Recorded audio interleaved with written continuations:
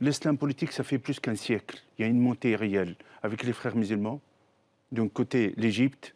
Moi, je ne l'appelle pas les frères musulmans, ce sont les frères du diable. Alors, qui sont ces hommes? Qui sont ces types-là? Voilà. Ce Hassan Banna, pour moi, c'est le monstre, la personne qui a fait autant de tort à l'islam, de donner cette idéologie de la confrontation, de le khilafa. La réalité, il utilise le sacré à des fins politiques seulement. Seulement pour manipuler les personnes ignorantes et manipuler au nom de certaines causes, comme la cause palestinienne et d'autres causes. En même temps, moi j'ai un proverbe, s'il n'y avait pas les frères musulmans, tous les musulmans sont des frères.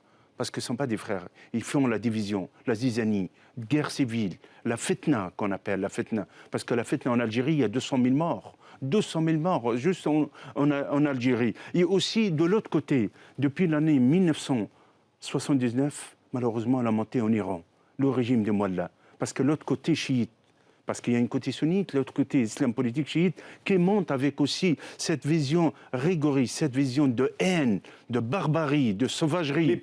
La France. Pourquoi la France? Parce qu'il y a une communauté importante musulmane en France. Ça, c'est très important. Le plus important nombre de musulmans en Europe, en Occident, c'est en France. Dans ce cas-là, il est confronté. La France a trouvé des solutions. Deuxièmement, il y a l'ingérence étrangère. Ils ont besoin de prendre en otage ces musulmans à leur fin politique, renseignement, et en même temps, c'est une carte de pression. Vous avez l'Algérie, vous avez le Qatar qui finance les frères musulmans, un peu l'Arabie saoudite qui finance aussi le wahhabisme, et de l'autre côté, les Turquie. On a vu dernièrement la confrontation des appels de haine d'Erdogan, de l'islamisme d'Erdogan,